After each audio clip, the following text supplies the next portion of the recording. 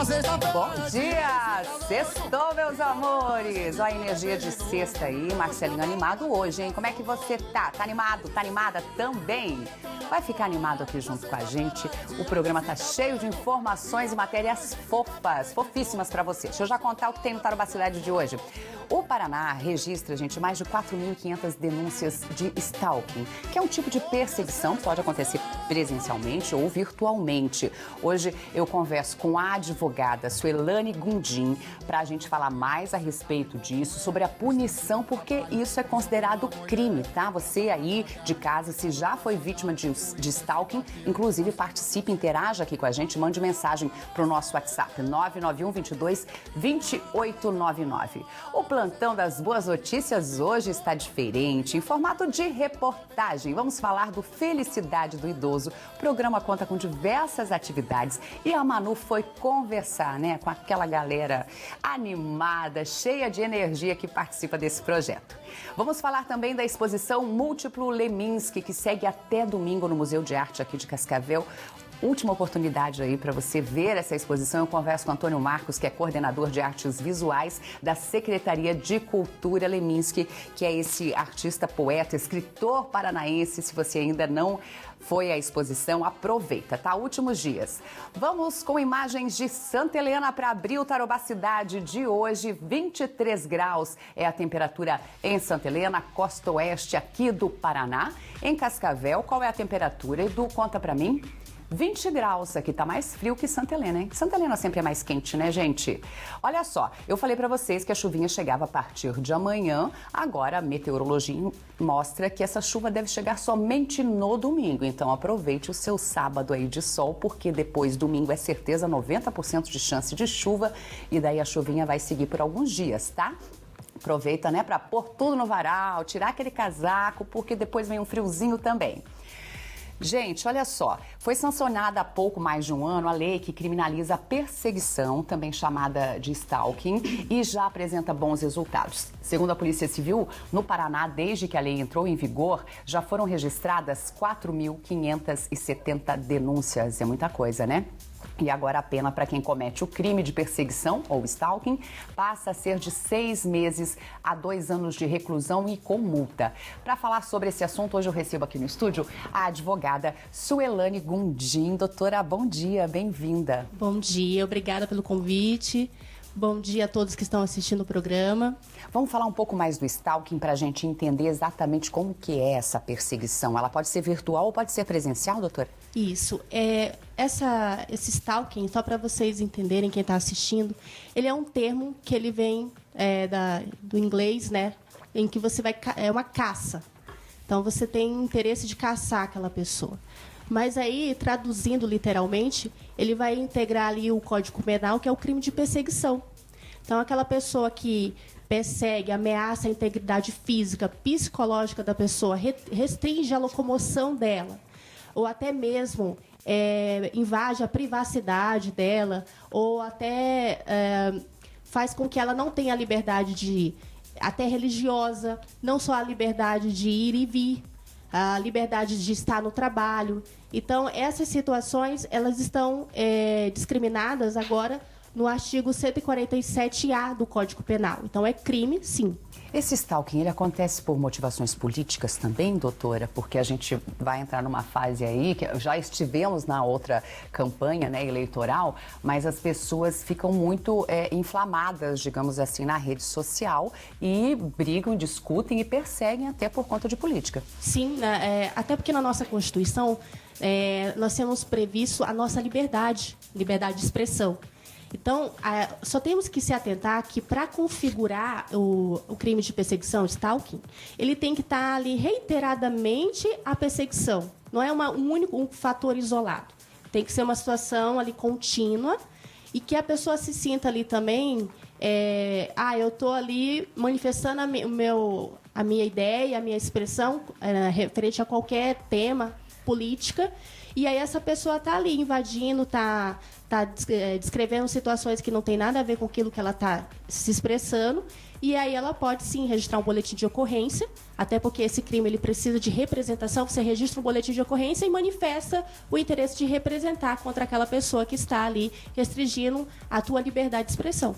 Ó, a gente tem depoimento do pessoal de casa, e vocês sabem, né, que podem interagir aqui com qualquer tema do nosso programa. É muito importante, às vezes, você se manifestar, dizer se passou por isso ou não. Vamos ver o que diz aqui o nosso telespectador ou telespectadora. E a telespectadora, ó, sou a Maria. Há 2 anos atrás, fiz uma amizade virtual com um garoto através de um jogo. Ele puxou o papo educadamente, mas depois de um tempo começou a perguntar muitas coisas sobre minha vida pessoal e não gostei disso. Bloqueei ele do jogo, mas mesmo assim, ele tentava se aproximar de mim através de perfis fakes e até conseguiu contatos de familiares meus. Fiquei com muito medo na época. Isso configura um stalking, doutora? Configura, porque é uma situação que ele já está passando do âmbito de um fator isolado. Ele continuou, né? Então, ela quando invade a privacidade, o fato de sair do âmbito ali de uma conversa, de ela começar a se sentir ameaçada, amedrontada diante do cotidiano dela, da família, sim, isso se amolda ao crime de stalking. O que ela pode fazer a respeito disso, já que ela tem um contato só virtual com ele, né? Uhum. Só para esclarecer, quando acontece no âmbito virtual, a gente pode até classificar como um cyberstalking. Então, o que essa pessoa pode fazer? Ela pode se dirigir até a delegacia, registrar um boletim de ocorrência, narrar o ocorrido e, diante desse registro de boletim de ocorrência, ela sinalizando que tem interesse em representar contra essa pessoa, vai ser aberto um inquérito policial para a procedência de uma ação. Tá certo. Como que esse crime se divide? Ele tem características? Tem uma divisão, assim, quando envolve celebridades, quando envolvem pessoas comuns? Não é que se divide, ele tem que estar moldado dentro do elemento típico. Então, reiteradamente, até um fã, vamos imaginar um exemplo, né? Uma pessoa que está ali, se a pessoa, o ídolo, está se sentindo ameaçado, então ele tem como sim registrar um boletim, porque tudo tem seu limite. E nós temos que fazer uma divisão entre você ter ali uma paixão pelo seu ídolo, você admirá-lo, mas quando passa dos limites, e esses limites o ídolo está se sentindo ameaçado. Ele está se sentindo ameaçado no seu direito de ir e vir, ele está se sentindo ameaçado, ou talvez até a sua integridade física. Então, nós temos que analisar cada caso. Às vezes, uma situação isolada, foi só uma vez que aconteceu, não tem o que falar em relação ao crime de stalking. Olha, algumas celebridades viveram problemas complicados, né, em relação ao stalking. Uma delas foi Sandra Bullock, a atriz ganhadora do Oscar. Teve sua casa invadida em 2014 por um homem armado. Joshua James escalou uma cerca de arame farpado para entrar na residência e, além da arma, ele carregava fotos e várias cartas de amor aí escritas à mão. A Sandra se trancou no próprio quarto até que a polícia aparecesse para prender o intruso. E não ocorreu só com ela, gente. O stalker do cantor pop Justin Bieber é um homem de 45 anos chamado Dana Martin. Ele fez uma tatuagem de Bieber na perna esquerda e depois começou a escrever cartas para o cantor. Quando ele não obteve respostas, então ele planejou o assassinato do cantor, mas felizmente acabou preso. A atriz Jennifer Aniston também passou por isso. Ela conseguiu uma ordem de restrição contra Jason Payton depois de ser perseguida por 8 dias. Payton foi preso pela polícia de Los Angeles em posse de um objeto pontiagudo, um rolo de fita isolante e mensagens escritas sobre a atriz. Então, muitas celebridades passam por isso. Mas trazendo, doutora, para a nossa realidade, e esse crime também pode ocorrer quando tem um vínculo familiar, né? Um ex-marido, um ex-namorado que não se conforma aí com o fim do namoro, o contrário também pode ser uma ex-namorada, né, gente? Isso, infelizmente, são situações corriqueiras, os números são alarmantes, e é interessante nós passarmos essa mensagem hoje para o público para entender que você está amparado legalmente e tem que sim denunciar. Se você está se sentindo ali ameaçada ou há inconvenientes, pessoas que colocam uma faixa, não entende o fim do relacionamento, coloca uma faixa na frente da sua casa, te manda flores, você não quer mais aquele relacionamento, então você está amparada legalmente pelo artigo 147A do Código Penal e denuncie. É interessante também mencionar que nessa lei ela prevê causas de aumento. Ela parte de 6 meses a 2 anos, e em que momento ela tem um aumento de pena? Quando esse crime é cometido contra crianças, contra adolescentes, contra idosos, quanto também no aspecto ali de violência doméstica, por razões da mulher ser do sexo feminino, isso é muito bem analisado ali no artigo 121 pelo feminicídio. Também é interessante observar que uma causa de aumento é quando o crime é cometido com concurso de pessoas. Então, eu quero ali trazer um inconveniente para minha ex-parceira, quero perseguir ela. E aí eu quero contar com mais uma pessoa para me ajudar a ser inconveniente. Então, o fato dele ter ele mais um amigo ajudando nessa situação, ele tem essa causa de aumento, né, os partícipes. E outra situação que a lei prevê é o emprego de arma. Então, é interessante que foi colocado emprego de arma, não foi mencionado emprego de arma de fogo. Então, se ele tiver uma faca, se ele tiver um vidro, algo que possa ser usado como arma contra essa pessoa, ele também vai ter uma causa de aumento de até a metade da pena dele. Doutora, que tipo de provas são exigidas para fazer valer a lei? Nessa questão probatória, ela pode mencionar, por exemplo, na questão do âmbito virtual. Ela pode printar essas mensagens, ela pode demonstrar por meio de áudios que quando a pessoa quer ferir a outra, então ela está sem noção, ela vai mandar inúmeras mensagens, áudios, né?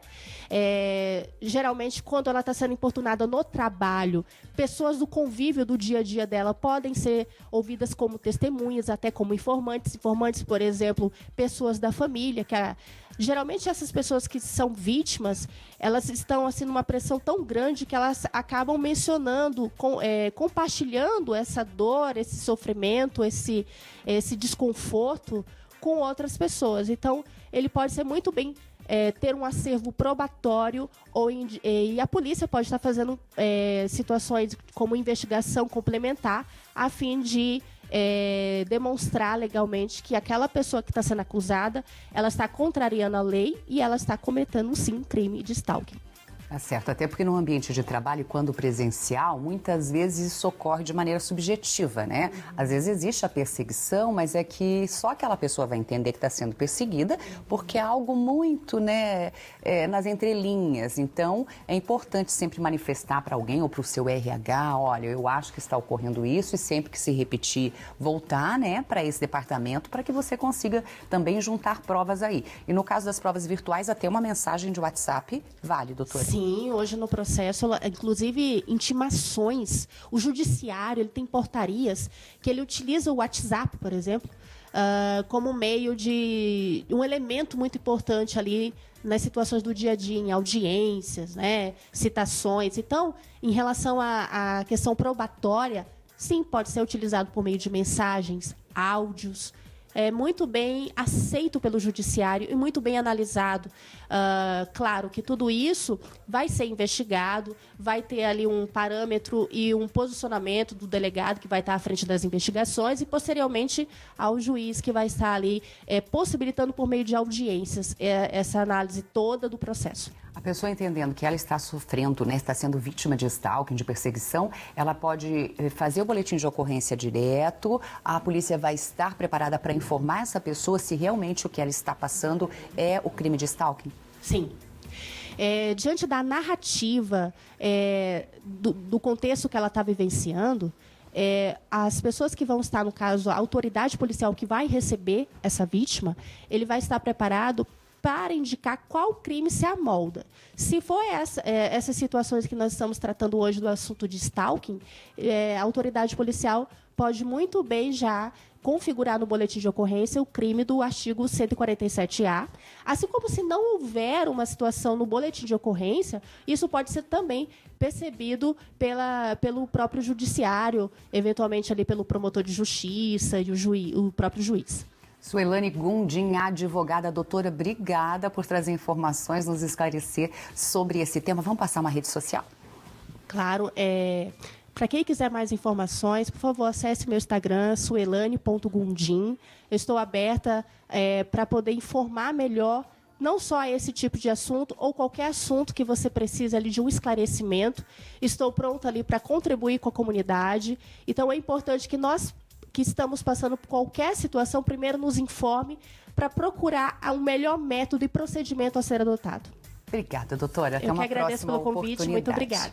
Bacana, né, gente? Trazer essas informações aqui para vocês. E é isso, entre em contato nas redes sociais. Tendo dúvida também sobre algum assunto, pode mandar mensagens aqui para a gente, para o nosso WhatsApp, para a nossa produção, que a gente corre atrás da resposta para vocês.